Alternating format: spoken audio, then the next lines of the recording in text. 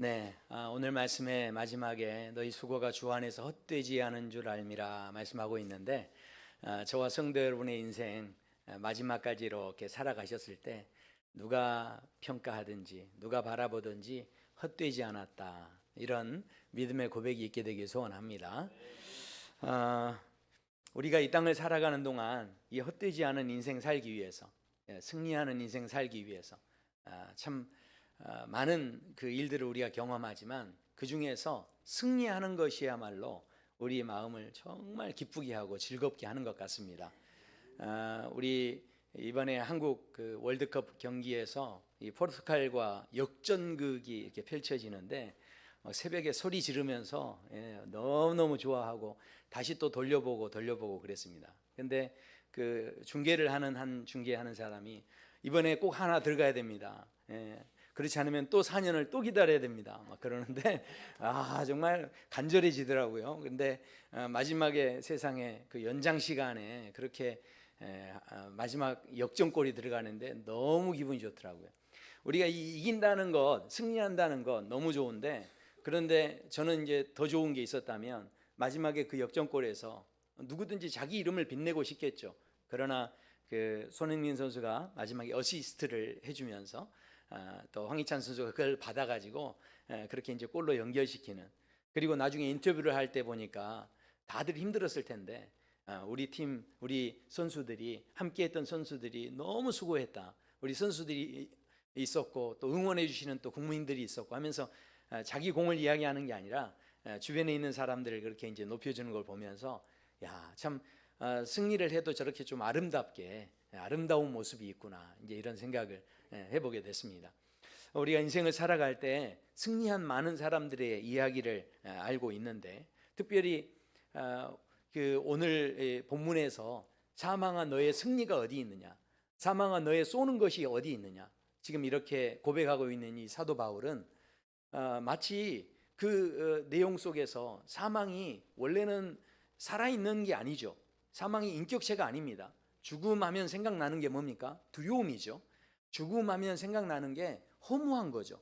그런데도 불구하고 마치 이 사망이 살아있는 것처럼 표현하면서 그러면서 뭐라고 하냐면, 너의 승리가 어디 있느냐, 너의 쏘는 것이 어디 있느냐, 네가 아무리 살아서 움직여봐도, 네가 살아서 아무리 날뛰어봐도 어림도 없다, 이제 이미 너는 끝났다, 이렇게 이제 고백하고 있는 이 사도 바울의 어떤 그 표현의 내용을 보게 됩니다. 이 표현을 보면 참 그 사망을 어떻게 저렇게 표현할까, 참 재미있게 표현했다, 이런 생각을 가지는데, 실제로 역사적으로 보면요, 이 땅에서 그 승리하고 성공하셨던 분들 보면 대부분 다 위트가 있고요, 좀 재미가 있으시고 마음에 좀 여유가 있어요. 그러니까 사람이 이게 웃지 않으시는 분들 보면 뭔가 삶이 좀 각박한 거예요. 뭔가 좀, 근데 사람이 좀 웃으면서 여유가 있다는 것은 그 사람의 실은 좀 진짜 성공하고 했던 분들이 좀 이렇게 여유가 있어진 걸 보죠. 실제로 그 미국에 보면 경제 대공황으로 미국이 큰 위기 가운데 빠져 있었을 때 그 미국 사람들을 그 경제 공황에서 구출해냈던 그 아주 결정적인 역할을 했던 사람이 미국의 32대 대통령 루즈벨트 대통령입니다. 그런데 그분이 39살 때, 그러니까 그분이요, 미국 경제만 살린 게 아니에요. 자신의 삶에 보면 평탄한 날만 있었던 게 아니죠. 수많은 어려움이 있었는데 39살 때 소아마비가 와가지고 휠체어에 앉아서 생활해야 되는 이제 이런 그 상황이 됐습니다. 근데 이런 어려운 가운데 마음이 얼마나 힘들었겠어요. 그런데 그분이 그 아내에게 이제 장난스럽게 아마 그렇게 이야기를 합니다. 그때 이제 그 아내 엘리노 루즈벨트라고 하는 이 아내분에게 이런 질문을 하죠. 여보, 내가 이렇게 이제 불구가 됐고 몸이 불편한데 아직도 나를 사랑하오? 이렇게 이제 질문을 했다고 합니다. 그때 이 아내분이 뭐라고 이야기했냐면, 여보, 나는 당신의 두 다리를 사랑한 게 아니고 당신을 사랑한 거예요. 이렇게 이야기했다는 거죠. 그러니까 이 그 아내분도 보면 그 제가 이분의 이렇게 전기를 살짝 이렇게 봤는데 참 밝은 분이시더라고요. 그러니까 누구에게나 이렇게 웃어주고, 그렇다 보니까 말을 하나 하더라도 얼마나 이렇게 예쁘게 합니까? 이렇게 말 한마디를 해도 사람에게 이렇게 위로를 해주는 말, 격려해주는 말, 이렇게 이제 그런 말을 하는데 그게 그냥 되는 게 아니라는 거예요. 이렇게 성공하신 분들 보면 그만큼 마음에 이렇게 여유가 있고 위트와 또 유머가 있는 이제 그런 모습이 있다라는 것이죠. 성경에도 보면 어려운 중에 정말 극적인 승리를 이루었던 많은 사람들의 이야기를 보게 됩니다. 그러면 그 승리를 보면서 저희도 마음속에 생각해요. 나도 저런 승리를 내가 이루었으면 좋겠다, 이런 마음을 가지게 되는데, 성경의 그 승리한 분들 가운데 보면 다윗이라는 사람이 대표적이죠. 이분이 참 상대도 되지 않는, 마치 우리나라와 이제 앞으로 브라질이 붙게 되는데 상대도 되지 않는 다윗과 골리앗의 어떤 그런 이제 상황이었는데, 다윗이 이 어려운 상황 속에서 승리하게 되어졌다라는 것이죠. 뿐만 아닙니다. 기드온이라는 사람도요, 용사 300명을 데리고서 미디안 연합군 13만 5천 명을 상대해서 전쟁에서 승리를 이끌었던 그런 아주 대단한, 뭐 칼을 든 것도 아니었고요, 항아리 들고 다니면서 이겼다는 거예요. 그러니까 얼마나 그 이야기 들어보면, 이 성경을 보면 재밌는지 모릅니다. 그래서 이런 놀라운 승리를 했다는 겁니다. 그리고 욥이라는 사람도 이 사단의 시험을 당하게 되는데, 그런데 그런 가운데서 이 욥이 엄청난 또 승리를 하고 갑절의 회복을 이루었다라고 하는 이제 그런 말씀을 우리가 보게 되죠. 아니, 회복을 해도 그냥 회복하지 않고 갑절로 회복되어지는 그런 은혜가 우리에게 있기를 원하죠. 그래서 그런 마음이 있는데 욥도 이제 그런 승리를 했다는 겁니다. 다니엘 같은 경우도 포로 생활을 했고 또 우상 숭배에 끊임없는 요구를 받았고 협박을 받았지만, 그러나 그럼에도 불구하고 그까지 믿음을 지킴으로 해서 사자굴에서 사자 입을 천사가 틀어막고, 또 그 사자굴에 자기를 죽이려고 했던 모함했던 사람들이 다 사자굴로 이제 빠져들어가는 대역전극이 일어나죠. 그래서 이제 놀라운 승리가 이루어지게 됩니다. 여러분 잘 아시는 욥이라는 사람도 온갖 미움과 배신을 당하면서 그 삶 속에 억울하게 감옥에까지 갇히게 되는 그런 삶의 상황이었지만, 그러나 결국은 그것으로 인해서 애굽의 총리가 되어지고, 결국은 자기 가족만 구원한 게 아니라 형제들도 용서하게 되고 이스라엘 전 민족을 다 구원하게 되는 그런 이제 은혜로운 승리, 아름다운 그런 승리의 모습이 있었다라는 것입니다. 저는요, 저와 성도 여러분의 삶이요, 정말 이 다윗 같은 승리가 있기를 원합니다. 기드온 같은 승리가 있기 원하고요, 욥 같은 승리가 있기 원하고요. 아멘 해주시니까 감사하네요. 다니엘 같은 승리가 있기 원하고 요셉 같은 승리가 있기 원합니다. 자, 아멘을 하셨는데, 자, 그런데 이제 좀 생각해 보셔야 돼요. 왜냐하면 아멘은 하셨는데 이런 승리를 다 원하는 마음이 있는 거죠. 근데 이런 승리를 하려면 전제 조건이 있어요. 자, 전제 조건이 뭐냐? 다윗이 골리앗과 싸워서 이제 승리하고 이겼습니다. 자, 그런데 다윗이 그렇게 승리하기 위해서는 어떤 전제 조건이 필요했을까요? 제가 지금 말씀드리는 것은 다윗에게 무슨 자격이 있고, 다윗에게 무슨 뭐 인내심이 있고, 다윗이 뭐 어떤 개인의 능력이 있고, 이런 이야기를 하는 게 아니에요. 여기에서 이 승리한 사람들에게 공통적으로 있어야 되는 조건이 하나가 있어요. 전제 조건. 자, 그게 뭐냐면 다윗에게 있어서는 그것이 전쟁이었습니다. 그러니까 전쟁이 안 일어났다면 승리도 없는 거죠. 근데 전쟁이 일어났는데 그 전쟁도요, 블레셋이 쳐들어와 가지고, 이 사람들이 무기도 많죠. 이 사람들이 아주 용사들이 많은 사람들이에요. 근데 이 사람들이 와가지고 막 겁박하면서 조롱하면서 모욕을 주는데, 이스라엘 장군들 한 사람도, 병사들 한 사람도 그 앞에 나가지를 못하는 거예요. 만약에 이 사람들이 누구라도 한 사람 나가서 막 같이 싸우고 했으면 다윗에겐 기회가 없었을 거예요. 그런데 이런 수치스러운 상황이 되니까 누구에게 기회가 돌아온 거냐면 다윗이 나갈 기회가 생긴 거죠. 그러니까 다윗이 그 어린 나이에 거기에 나가서 싸울 수 있었고 승리할 수 있었는데, 중요한 것은 그 놀라운 승리의 전제 조건 속에는 이런 전쟁이 있었고요, 이렇게 수치스러움이 있었고 모욕을 당하는 어떤 그 아픔의 상황들이 실은 있었다라는 것이죠. 그런 가운데 있었기 때문에 이 다윗이 거둔 승리가 더욱 빛날 수 있었다라는 것입니다. 생각해 보십시오. 욥이라는 사람이 엄청난 승리를 거두는데, 그런데 그런 승리를 위해서 전제 조건이 무엇이었습니까? 마귀의 시험이 있었다는 거예요. 그리고 고통이 있었다는 겁니다. 마귀가 하나님 앞에서 이야기하죠. 하나님, 아니 욥이 가진 게 많아가지고 하나님한테 잘하는 거예요.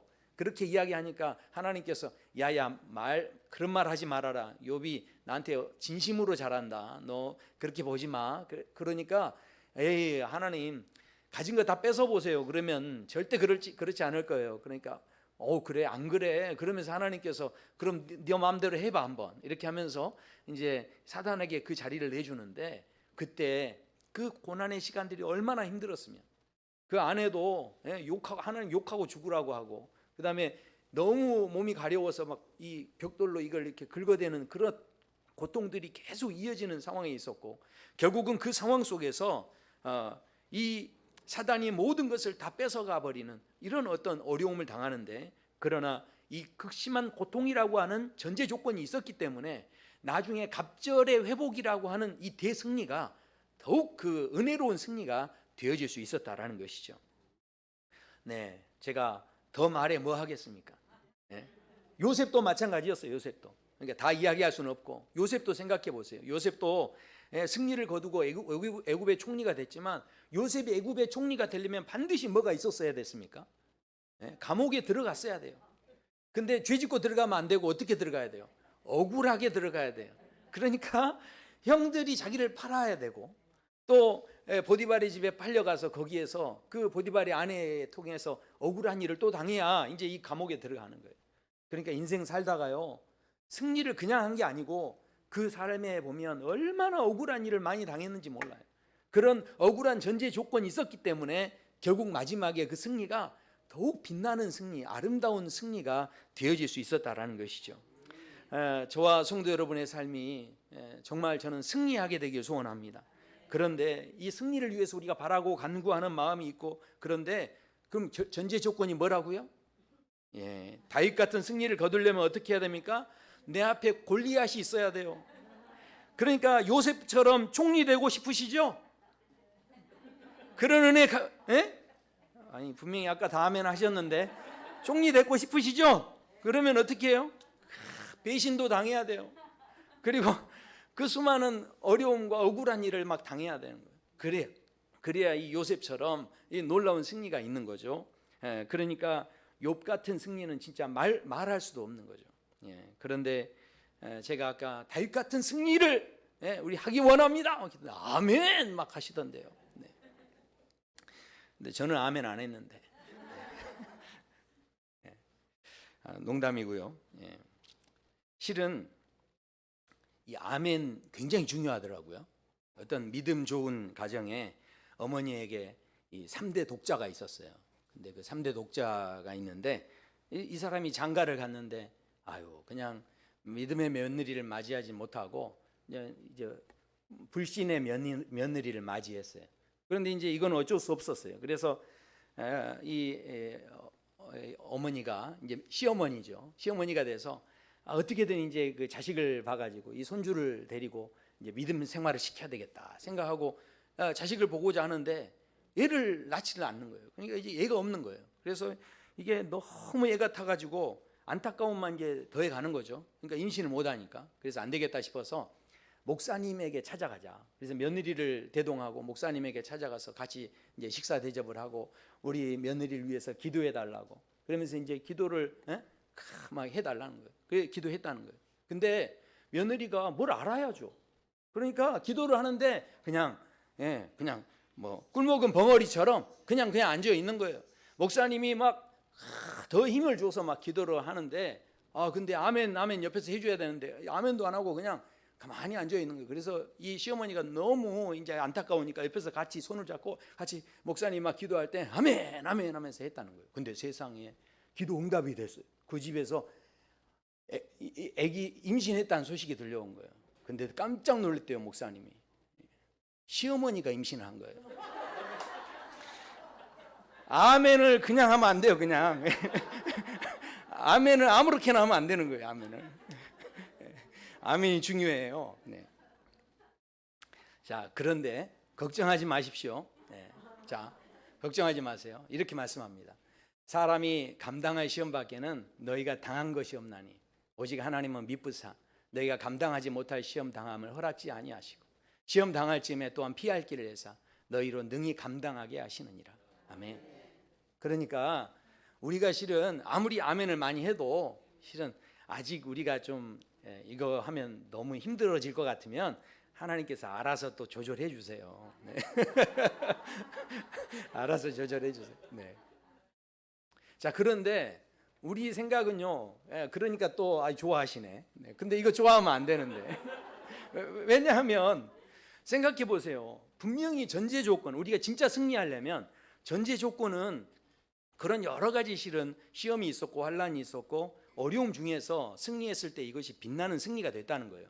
그렇다면 그러면 우리 저와 성도 여러분이 승리하기 위해서 막 시험도 많이 당하고 환란도 많이 당하자, 제가 그 이야기를 하는 게 아니에요. 비록 나에게 지금 이 분량에 맞는 시험이 없을지라도, 이 분량에 맞는 환난이 안 올지라도 내가 일부러라도 새벽에 내가 힘들어도 기도의 자리를 한번 찾아가 보는 거예요. 내가 일부러 힘든 자리를 내 스스로 한번 만들어서 하나님 앞에, 우리가 대부분 어려우면 어떻게 합니까? 부르짖지 않습니까?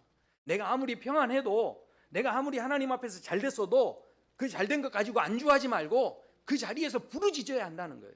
힘들 때만 부르짖는 게 아니라 그 자리에서 내가 주님을 의지하고 하는 것이 얼마나 중요한지 모릅니다. 우리가 지금 알게 모르게요, 실은 크고 작은 싸움을 다 하고 있어요. 그래서 성경에서는 우리의 싸움은 혈과 육에 대한 것이 아니라 하늘에 있는 악한 영들에 대합니다. 그렇게 말씀합니다. 눈에 안 보여도요. 어떤 사람들은 물론 눈에 보이는 이 환난이나 고난 때문에 어려워하시는 분들이 계세요. 그런 분들은 어떻습니까? 참 너무 힘들어요. 그러니까 왜 내가 그래도 잘하는 것 같은데 이런 어려움이 있나? 내 이 환난은 언제 끝나나? 그리고 내 이 외로움은 언제 끝나나?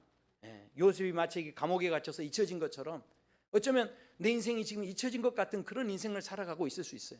그런데 그런 상황 속에서 솔직히 너무 지치고 겁이 나고, 그래서 이 욥의 아내가 하나님 욕하고 죽으라 했는데 진짜 마음 같아서는 나 이 인생을 이대로 끝내버리고 싶다 할 정도로 실은 어려움을 당하는, 어려움 속에 있는 분들이 실제로 있다라는 거죠. 자, 그런데 우리가 이런 상황 속에서 정말 승리할 수 있으려면 한 가지를 꼭 붙잡으셔야 되는데, 그것이 무엇이냐면 하나님께서는요, 여러 가지 환난과 고난과 유혹과 시험과 잊혀짐으로 우리를 괴롭히시는 분이 아니시라는 거예요. 우리가 분명히 알아야 하는 것은 지금 승리를 했던 많은 믿음의 사람들이 붙잡았던 하나님이 그런 하나님이 아니에요. 우리 하나님께서는요, 우리를 막 병들게 하고 넘어지게 하시려는 그런 하나님이 아니시라는 거죠. 하나님께서 다윗을 이끌어서 골리앗 앞으로 세우셨는데 골리앗에게 맞아 죽으라고 거기에 이끌어내신 게 아니었다는 거예요.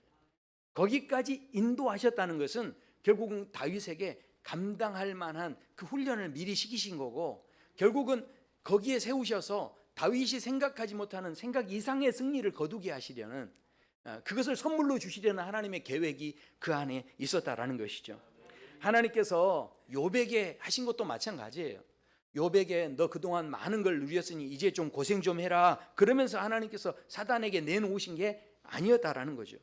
결국은 그만큼 하나님께서 이 욥을 신뢰해 주셨고, 결국 우리가 지금 어려움 당하는 것은 어쩌면 내가 좀 이 힘든 가운데 있다는 것은 어쩌면 하나님이 나를 지금 믿어주고 계시는 거예요. 내가 믿음을 발휘하기를 기다리고 계시는 거예요. 그러니까 이런 마음으로 지금 하나님께서 하신 거지, 우리를 넘어지고 자빠지는 게 목적이 아니었다라는 겁니다. 요셉 또한 일이 꼬이고 꼬여서 감옥에 들어갔지만 감옥에 두어서 잊혀지게 하려고 하나님께서 거기에 있게 하신 게 아니라 그 애굽의 총리만 된 게 아니죠. 결국은 온 민족을 구원하는 그 놀라운 승리, 상상할 수 없는 그런 승리의 자리를 경험하게 하시려고 하나님께서 결국은 그 감옥까지 돌아 그렇게 오게 하셨다라는 것이죠. 우리가 그 하나님의 전반적인 역사가 실은 다 그렇습니다. 이스라엘 백성들이 출애굽을 해가지고 그 광야 길을 막 이렇게 갑니다. 그런데 거기에서 가나안 땅으로 딱 들어가게 하시는데 우리는 다 그런 생각을 갖고 있죠. 가나안 땅의 문이 착 열려지면 이제 거기 가서 아주 편안하게 할렐루야 하면서 이렇게 사는 것에 대해서 이제 우리가 마음의 소원들을 다 가지고 있죠. 그런데 이 사람들이 가나안 땅을 정작 열어봤더니, 정탐해봤더니 무슨 일이 있습니까? 아니, 안 그래도 지금 광야에서 지나온 광야를 지나온 것 자체도 만만치 않은데 거기 가니 또 시험이 있는 거예요. 또 문제가 있어요. 또 싸워야 할 게 있는 거예요. 그러니까 너무 힘들어가지고 이 사람들이 야, 안 되겠다, 애굽으로 돌아가자. 그들을 보니까 우리는 메뚜기와 같다, 그렇게 이야기를 했다는 거예요. 그렇게 불평했다는 거죠. 근데 생각해 보시죠. 그렇다면 하나님께서 진짜로 이스라엘 백성들을 막 고생시키고 넘어지게 하시고 막 이런 목적이셨다면, 굳이 만약에 그러신 거라면 굳이 노예 생활하던 사람들을 이 바알 왕이 막 집착해가지고 놓지 않으려고 하는데 재앙을 10번이나 막 주면서까지 어떻게 됐든 이 사람들을 끌어내시고, 또 굳이 그 홍해를 막 가르시면서까지 이 백성들을 거기를 지나게 하시고 애굽의 군사들을 수장시켜버리고, 아니 이걸 왜 하십니까? 만약에 고생하는 게 목적이고 만약에 넘어지는 게 목적이라면 그런 일을 뭐 하러 굳이 하시겠어요? 생각하셔야 돼요. 지금 이 자리에 계신 것 자체가 은혜예요. 왜냐하면 하나님께서 독생자 되시는 예수 그리스도를 보내셔서 죽이시기까지 우리를 사랑하시고 우리를 구원하셨다면, 그렇다면 지금 우리를요 넘어진 대로 자빠진 대로 내버려 두려고 구원하신 게 아니라는 거예요. 굳이 그렇게 하셨다라는 것은 우리를 향해서 그저 구원만 받은 게 아니라 승리자의 삶을 살아갈 수 있도록 우리를 이끌어 가시기 위해서 우리에게 구원의 은혜를 베푸셨다라는 것이죠. 그래서 여호수아와 갈렙이요 이제 그렇게 이야기합니다. 하나님께서 우리와 함께 하신다. 여호수아와 갈렙은 그렇게 이야기하는 거죠. 물론 가나안 사람들이 크고 강대해 보이고 대단해 보이지만, 그러나 하나님께서 우리로 가게 하시는 길이라고 한다면, 그렇다면 이건 고난이 아니고 우리에게 밥이다, 우리의 먹이다, 이렇게 이야기했다는 거예요. 우리 이제 청년들 보면 이렇게 오락을 많이 하잖아요. 우리 이제 중고등학교 애들도 보면 오락을 많이 합니다. 근데 오락하는 거 보면요, 막 괴물들이 막 나와가지고 막 앞에서 이제 덩치 큰 괴물이 막 있습니다. 그러면 그 괴물을 어떻게든 막 쓰러뜨려야 돼. 근데 그렇게 쓰러뜨리고 나면 어떻게 되나요? 그 괴물을 쓰러뜨리고 나면요 거기에 리워드가 나와요. 그래서 이제 쓰러뜨리고 난 자리에서 막 에너지가 보충이 된다든가, 그리고 칼이라든가 뭐 총이라든가 이런 것들이 이제 막 이렇게 보충이 되는 거죠. 그러면 이제 내가 그것을 이렇게 먹게 되는 거예요. 그러면 이제 더 그 다음 단계로 이렇게 나가는 거죠. 그러니까 이게요 마치 오락하는 거예요. 오락. 생각해 보세요. 그 오락하는 거는요 재밌습니다. 그러니까 이건요 괴물은 시험이나 고난이나 환난이 아니에요. 그거를 내가 어떻게 됐든 먹으면 어떻게 되는 거죠? 거기에서 새 에너지가 생겨지는 거예요. 근데 그렇게 하다가 죽으면 어떻게 됩니까? 놀랍습니다. 다시 살려줘요. 그리고 오락실에서 돈 넣으면 무조건 또 살려주는 거예요. 어쩌면 우리 인생의 고난이나 환난들이요 모두 다 실은 갈렙이 이야기한 것처럼 우리가 당하는 모든 그 고난, 환난, 이것들이 이름 붙이기에 따라 달라지는 거예요. 그게 우리의 밥이다. 이 갈렙은 그런 고백을 했다는 거죠. 우리가 어떤 기준을 가지고 어떤 생각으로 그것을 보느냐가요 이게 너무 중요한 거예요. 아닌 것 같지만 사람들이요 이 가지고 있는 생각은요 말로 행동으로 다 드러나게 돼 있습니다. 그래서 길을 하나 물어봐도요 술 좋아하시는 분한테 길을 물어보지 않습니까? 그러면 뭐라고 합니까? 저쪽 코너를 돌면 호프집이 나오고요, 거기를 쭉 100m 지나가면 거기에 막걸리집이 하나 나오는데 거기를 이렇게 우회전 해가지고 가면 그러면 한 300m 직진하면 됩니다. 이렇게 이제 이야기하는 거예요. 그러면 목사한테 만약에 길을 물어보면 어떻게 하겠어요? 네, 요 뒤로 가면 미랄교회가 있는데 미랄교회를 조금 지나면 아닌 것 같아도요 내 삶이 어떤 기준에 있느냐가요 내 그 모든 언행의 삶의 모든 상황 속에서 나도 모르게 이게 드러날 수밖에 없는 거예요. 그런데 갈렙과 여호수아가 어떻게 한 겁니까? 비록 대적이 앞에 있지만 거기에서 그것은 우리의 밥이다 이렇게 이야기했다는 거예요. 이런 고백이 참 그 귀한 고백이다 하는 생각을 합니다. 여리고성을 보면요 여리고성이 점령하기가 만만치 않은 성이었어요. 왜냐하면 이게 성 자체 성벽이 두 겹으로 이렇게 쌓여 있는 거예요. 그러니까 이 성을 무너뜨리고 들어갈 수 있는 상황이 아니죠. 자, 그런데 여기에서 승리하게 되는데 이스라엘 백성들이 그때 하나님이 주시는 승리의 밥을 먹게 되는 거예요. 그러니까 순종했더니 하나님께서 세상에 상상하지도 못하게 소리만 질렀더니 하나님 말씀대로만 했더니 세상에 이것이 무너지게 되었구나 하면서 그 놀라운 승리의 경험을 하게 된 거죠. 그러면 그 경험을 한 사람들이 어떻게 하겠습니까? 그 다음 단계에 가서는 더 잘하겠죠. 자, 그런데 그렇게 잘하다가 아이성에 가서 실패를 하게 됩니다. 그러니까 그 실패를 하니까 그곳에서 이 사람들이 아이고 이게 웬일이냐 하면서 이제 걱정하는데 그때 하나님께서 깨닫게 하시고 다시 아이성을 주실 때 이 사람들이 뭘 느꼈겠어요? 맞아. 아무리 힘들어도 순종해야 되는구나. 그것을 깨닫는 거죠. 그러니까 이게 무슨 이야기입니까? 우리가 지금 당하는 모든 고통과 환난과 또 어려움들이 있는데 그것을 또 통해서 우리가 때로는 넘어질 수도 있지만 그러나 다시 일어서는 과정을 통해서 밥을 먹고 그 과정을 통해서 또 성숙해지고 그러니까요 여리고 성의 승리가 없었다면 우리의 믿음은 어떻게 증명됩니까? 내가 아무리 믿음이 있다고 해도요 실은 문제를 만나야만 이 테스트를 거쳐야만 내 믿음의 레벨이 어느 정도다 이게 실은 드러나는 거죠. 환난이 없으면요 실은 믿음은 이렇게 증명되기가 어려운 거예요. 여리고성이 있었기 때문에 이스라엘 백성들이 이만큼 이제 자랐구나 성장했구나 이게 보여진 거죠. 그런데 아이성이 또 있었기 때문에 내가 이것이 잘못이었구나 잘못을 깨닫는 것도 결국은 이 아이성을 통해서 깨닫게 된 거죠. 결국 우리에게 하나님께서 우리를 고생시키고 힘들게 하려고 이 상황을 주시는 게 아니라 지금 우리가 당면하고 있는 이 모든 문제들 제가 아까 예배 드리고 일부 예배 드리고 올라갔는데 우리 그 유한이가 공부를 하고 있더라고요. 근데 뭐 다음 레벨이 있고 이렇게 또 챕터가 있나 봐요. 근데 이 챕터를 언제까지 뭐 해야 되냐? 이거 다 하려면 나는 20살이 되겠다고. 정말 그러면서 한숨을 쉬는데 그 조그마한 애도 삶이 힘들어요. 그러니까 나중에 이거를 그러면 레벨을 이렇게 가면 선생님은 20대 중반이 되겠다고 그러니까 선생님이 그러더라고요. 야 이놈아 나 벌써 20대 중반이다.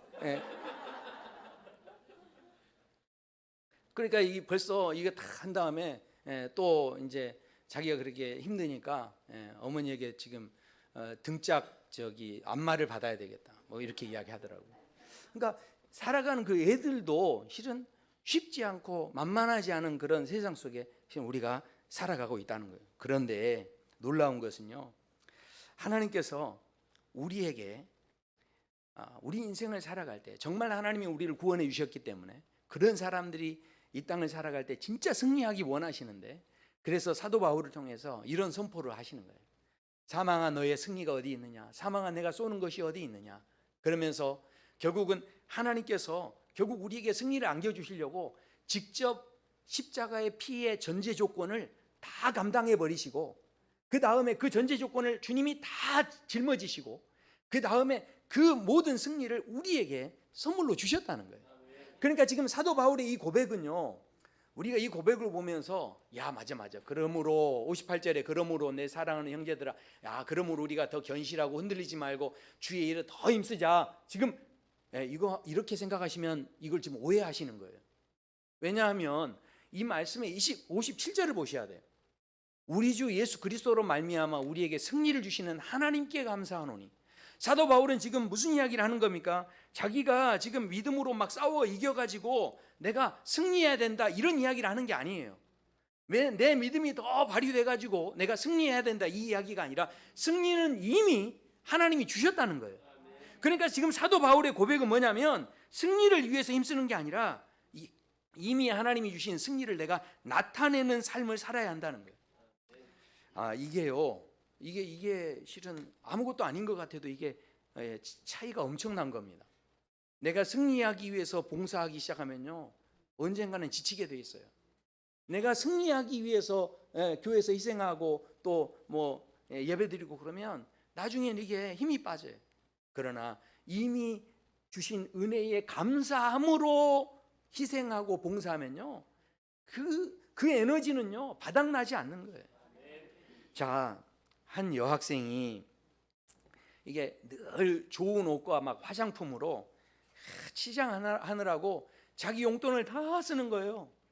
그래서 옷 사는 데 쓰고 또 화장품 사는 데 쓰고, 그러면 얼마나 막 예쁘게 하고 다니고 막 이런지 몰라요. 그러니까 그 옆에 있는 친구가 말했대요.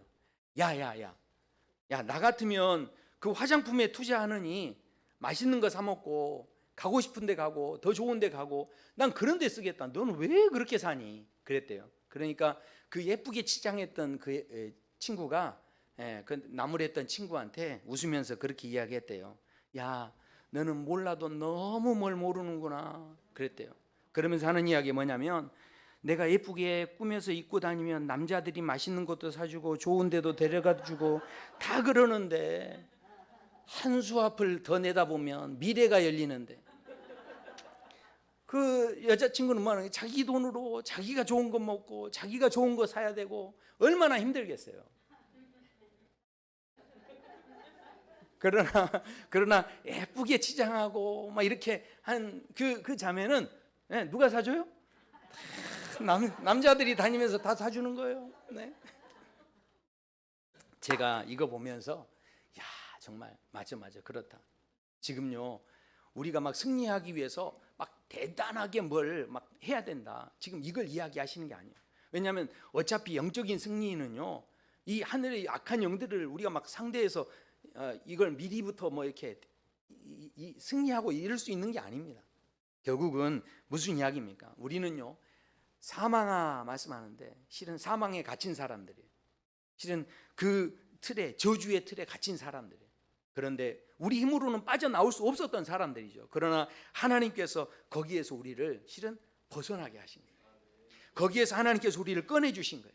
근데 꺼내주신 게 고생시키려고 꺼내신 게 아니라 결국 우리에게 승리하게 하시려고 우리를 꺼내주셨다라는 것입니다.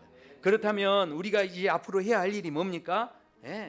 내 앞에 있는 고난을 해결하고 내가 막 환난을 막아내고 이런 거 고민하는 게 아니에요. 우리가 해야 할 일이 뭐냐? 머리끝부터 발끝까지 누구한테 예쁘게 보여야 돼요? 하나님께 예쁘게 보여. 그러니까 뭐 하셔야 돼요? 기도의 옷을 입으셔야죠. 전신갑주를 입으셔야죠. 내 노력으로 하는 게 아니에요. 그래서 성경이 말씀합니다. 하나님을 따라 의와 진리의 거룩함으로 지으심을 받은 새 사람을 입으라. 이 새 사람은 내가 할 수 있는 게 아니에요. 하나님이 주신 선물이죠. 그래서 입으라는 거. 하나님 앞에 더 예쁘게 보이기 위해서 그렇게 입는 거예요. 또 말씀합니다. 마귀의 관계를 능히 대적하기 위하여 우리가 싸우는 게 아니에요. 하나님 주신 전신갑주를 입는 거. 우린 그것을 입고만 있으면 하나님께서 막아주시고 또 보호해 주시고 또 승리하게 하실 줄로 믿습니다. 그래서요, 이렇게 말씀합니다. 이러므로 너희는 장차올 모든 일을 능히 피하고 인자 앞에 서도록 항상 기도하며 깨어 있으라. 아멘. 지금 별 문제가 없고 그렇게 힘든 문제가 없어도 내가 평안하고 또 내가 그렇게 어려움이 없다 할지라도, 그렇지라도 앞으로 또 무슨 일이 생길지 모르는 거예요. 그러니까 뭐 해야 되는 거죠? 어떻게 하셨어요? 30일 40일 새벽 기도 아니 한다고 하니까 더 추워지네. 그래도 어떻게 해요? 그래도 힘들어도 그러니까 미리 힘든 걸 내가 먼저 찾아와서 그 힘든 자리에 미리 내가 앉아 있으면 앞으로 우리 앞에 닥치게 될 어떤 환난이나 어려움 속에서도 피할 길을 내시는 하나님, 진짜 승리를 우리에게 주시는 하나님을 경험하게 하신다는 거예요. 기도도요, 실은 우리 힘으로 하기 힘들어요. 그래서 성경에서 심지어 이렇게까지 말씀합니다. 이와 같이 성령도 우리의 연약함을 도우시나니 우리는 마땅히 기도할 바를 알지 못하나 오직 성령이 말할 수 없는 탄식으로 우리를 위하여 친히 간구하시느니라. 아멘. 이것이 바로 견고하여 흔들리지 않는 삶, 헛되지 않는 삶이 될 수 있다. 뭐가 앞으로 어떻게 될지 하나도 몰라요. 그러나 기도의 자리만 지키고 있으면 하나님께서 견고하게 하시고 흔들리지 않게 하시고 헛되지 않게 하실 줄로 믿습니다. 오늘 이번에 우리가 이 한 해를 그렇게 한번 주님 앞에 도전하면서 또 새롭게 또 새해를 바라보시고 우리 모두가 하나님 앞에서 아름다운 승리자의 삶이 되시기를 축원합니다. 우리 함께 찬양하시겠습니다.